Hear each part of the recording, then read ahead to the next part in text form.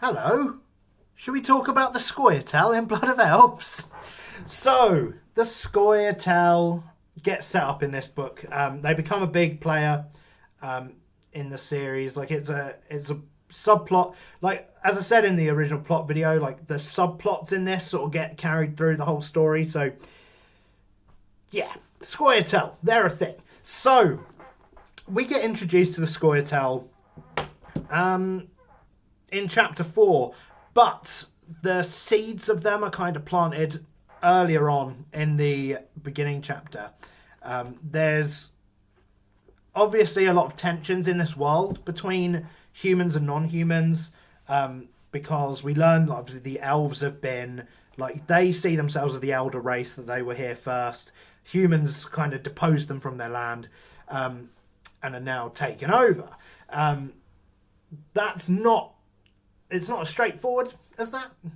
We get some of the introduction to this theme and this idea in the short story in The Last Wish, The Edge of the World, which is why it's one of the more interesting stories, in my opinion. I know a lot of people are a bit iffy on that one. So, the Scoia'tael, they have sprouted up basically as this resistance movement to humans. They're essentially terrorists, and through them Sapkowski really sort of explores the idea of radicalization and these sort of guerrilla freedom fightery terrorist rebel kind of insurgency movements, which is a really interesting thing for him to be sort of writing about in this day and age, in the modern times, because like they're very Al Qaeda slash ISIS based in a way, but it's really, again, it's not a direct parallel, obviously, but it's an interesting thing to sort of examine because they don't just sprout up in a vacuum. Like they're basically the big conversation that happens around them initially is Geralt arrives at this at the way station on the road that's like it's been under attack by Scoia'tael. He meets these three guys. One of the guys is trying to keep the peace. One of the guys is very he's a knight that's very gung ho, anti-non-human, and the other guy doesn't see the big deal and maybe thinks that they've got a point. So there's a lot of things that are discussed there that come up as talking points in our real world about terrorism, and the way that it's sort of brought up. There's the one guy who kind of says, all non-humans need to be treated the same way as these Scoia'tael. It's the known unknowns kind of rhetoric, where he's like, we know that there are people in the towns that are supporting the Scoia'tael, so we should just get rid of all the non-humans until we can be sure that there are no more supporters of the Scoia'tael. It's that kind of philosophy brought up and challenged by this other guy who is saying, they have a point, the Scoia'tael, because the only reason they're doing this and attacking back against non-humans is because they've been oppressed for centuries by humans, at which point that is kind of like the two juxtaposing sides. It's like, kill all the non-humans and maybe the non-humans kind of have a point. Those are the sort of basic two sides of the conflict, but then it's added in the little wrinkle where the guy says, I was attacked by the Scoia'tael. Like, he's got a big wound on his head. He's like, I was attacked by the Scoia'tael, and I've never oppressed a non-human personally in my life. And that's kind of like, those are like, that's one of the things that's so complicated about modern day terrorism, like the attacks that happen on random civilians, random groups of people, probably target people that have never personally done anything against, anyone who does these acts. But the problem is that they exist as part of the machine of the society that has done these things for years and years and years and years and years, obviously for all of time, basically. So it's kind of like a blunt instrument on both sides. Like the Scoia'tael start attacking the humans instigate reprisals against Scoia'tael and non-humans, and as a result, more non-humans start to sympathise with the Scoia'tael. And one of the things that, like another just like fascinating thing about the Scoia'tael is that it's implied that they haven't come to this conclusion on their own, that they aren't free elves that are banding together to destroy the nasty non-humans, to destroy the nasty humans even. It's theorized by certain characters that they are being paid by Nilfgaard to start harassing the Northern Realms and create chaos. And that is sort of like, that sort of thing happens in real life. Like proxy wars are a thing. Like groups like Al-Qaeda and the Taliban, were funded by the US government to certain whatever degree to fight against the Soviets in Afghanistan in the 70s, 80s, 90s. But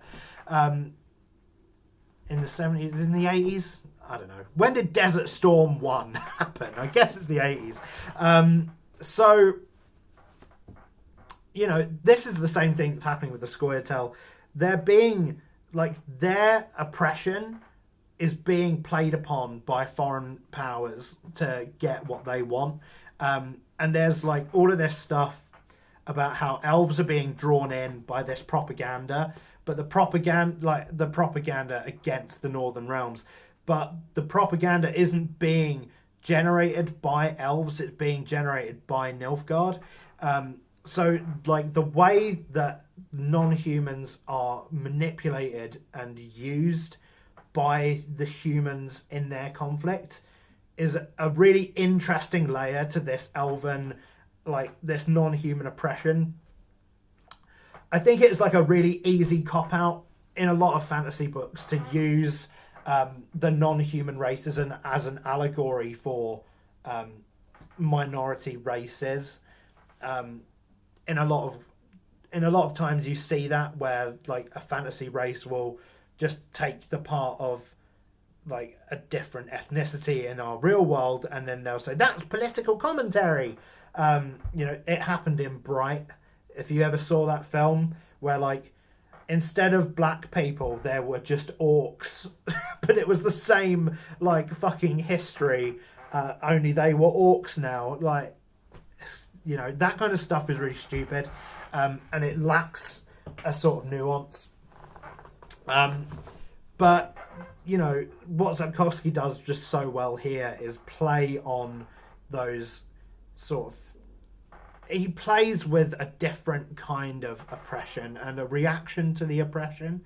And it's not just straightforward either. Like, the dwarves that we encounter in the story have the view of the Scoia'tael that they're morons, essentially. Like they've been brought into this conflict, they're being manipulated, like they can see it happening, and they but they have to then take a stand on this issue. Like Geralt has a conversation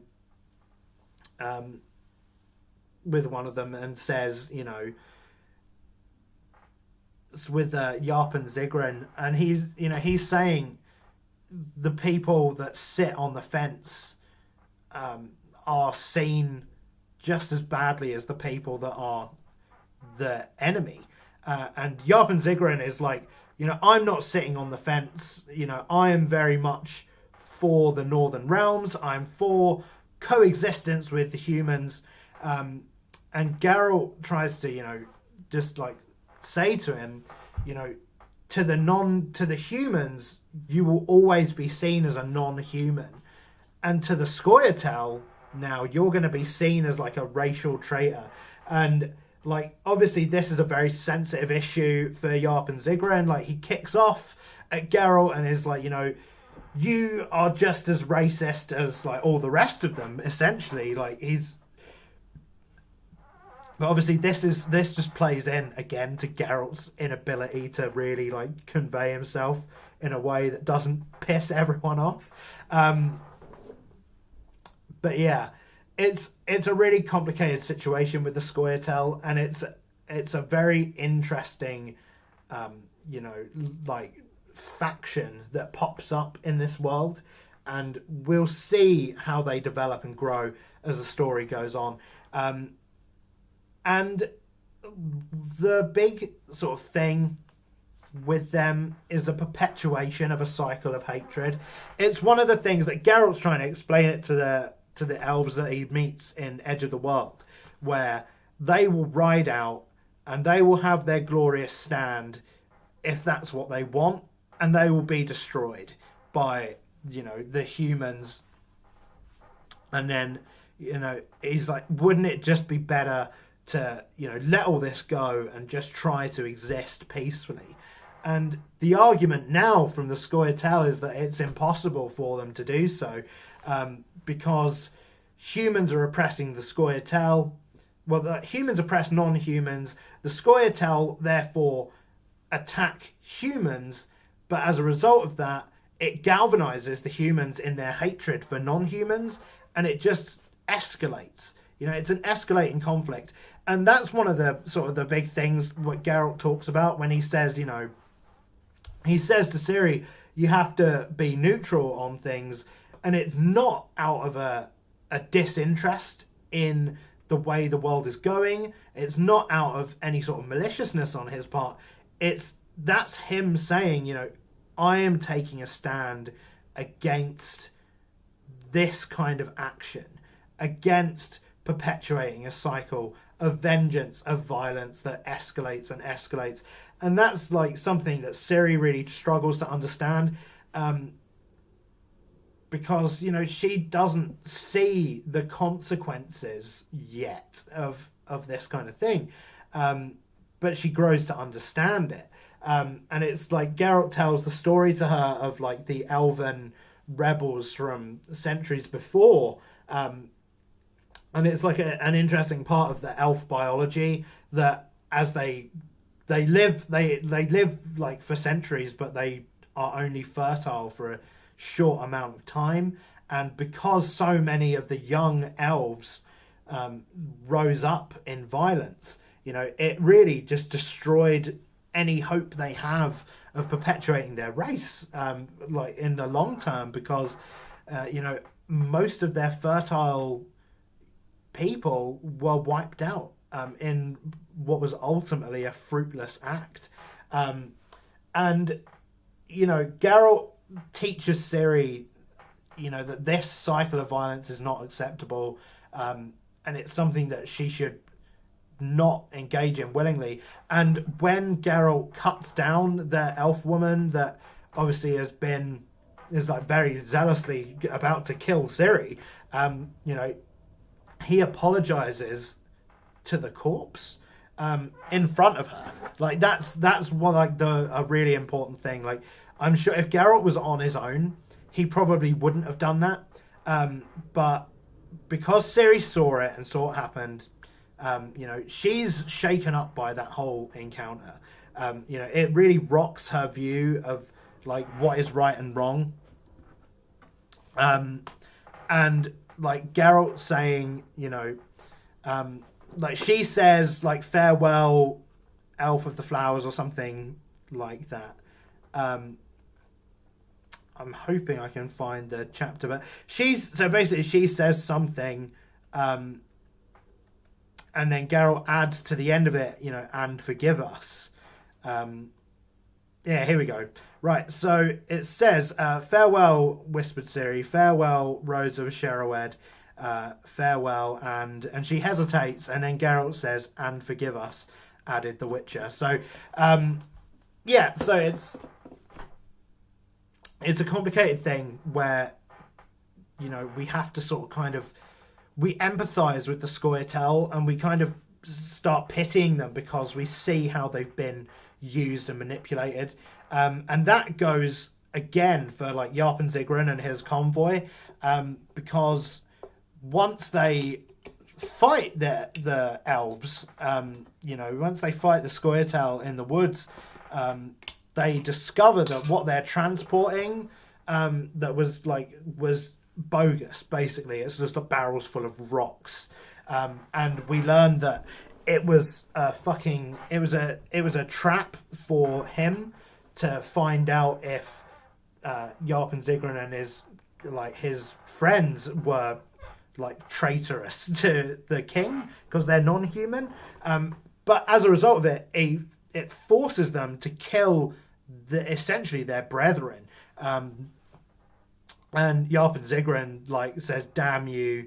Like I think he said, I'm paraphrasing, but essentially he says, "Damn you for what you've made us into." And like it's a very powerful moment for all the characters. Really, it's a very powerful moment in the story, where you see how, you know, groups like this can be like, they prey upon people's anxieties and fears, and then in a attempt to combat that, you essentially start galvanizing more people against you, by just being fucking horrendous to them.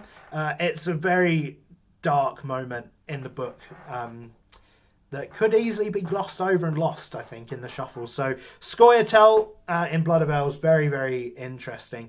And you know what? I think that's really all I want to say about Blood of Elves. There's a couple more videos that I thought I could potentially do, but they're not that deep topic-wise. So I think that's really the main things I wanted to discuss. So thanks for watching this 3-part video series on Blood of Elves discussion. Let me know what you think, you know, in the comments. How do you feel about the Scoia'tael, about how they were presented? You know, how do you feel about Ciri, Geralt, and their character developments? And of course, you know, just what did you think of Blood of Elves and the series so far? And are you excited for Time of Contempt? Most people's least favourite. I don't know, actually. I don't know. What is... People that have read all the books, what do you think people's least favourite one is probably going to be? I would say it's probably either Time of Contempt or Tower of the Swallow, because Tower of the Swallow doesn't have as much Geralt in it. That's my opinion. Right, I will see. That's not me saying those are my least favourites. I think people's least favourite would be. Anyway, that's it. I've talked too long. I'll see you later. Bye.